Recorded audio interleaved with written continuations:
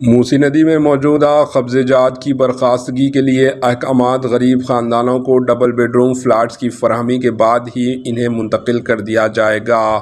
ریاستی حکومت نے موسی ندی میں موجودہ قبضہ جات کی برخاستگی کے سلسلے میں احکامات جاری کر دیے اور عہدیداروں کو دی گئی ہدایات میں کہا گیا کہ وہ غریب خاندان جو موسی ندی کے کنارے زندگی گزار رہے ہیں، ان خاندانوں کو ڈبل بیڈ روم فلیٹس کی فراہمی کے بعد ہی ان کی منتقلی کے اقدامات کا آغاز کریں۔ پرنسپل سیکرٹری محکمہ بلدی نظم و نسق managing director Musi river front development corporation mister Dana Kishore نے ذرائع ابلاغ کے نمائندوں سے بات چیت کے دوران اس بات کا انکشاف کیا اور کہا کہ موسی ندی کو خوبصورت بنانے کے پروجیکٹ پر موسی ریور فرنٹ ڈیولپمنٹ کارپوریشن کے ذریعے انجام دیے جائیں گے۔ انہوں نے بتایا کہ ریاستی حکومت کی جانب سے جاری کیے گئے احکامات کے مطابق متعلقہ ضلع کلکٹرز کو اس بات کی ہدایت جاری کر دی گئی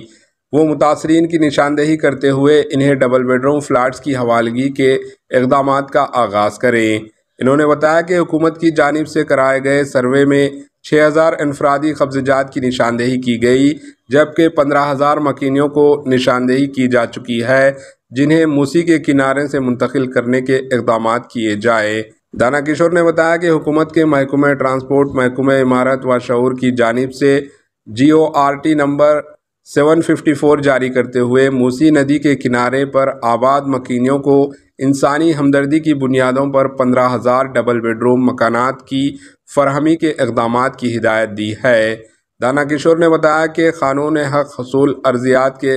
استعمال کے ذریعے قابضین کی جائیداد کو حاصل کی جائے گی اور اس سلسلے میں عالمیہ جاری کرتے ہوئے ان ارضیات کے حصول کے اقدامات کیے جائیں گے۔ دانا کشور نے بتایا کہ ضلع کلکٹرز کی جانب سے متاثرین کو باز آباد کاری کے اقدامات کے بعد ہی موسی ندی کو کام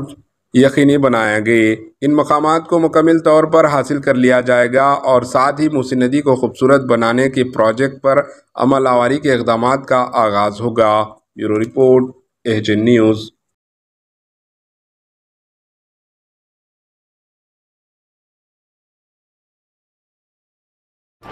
AHN نیوز کو لائک کریں، شیئر کریں اور سبسکرائب کرنا نہ بھولیں۔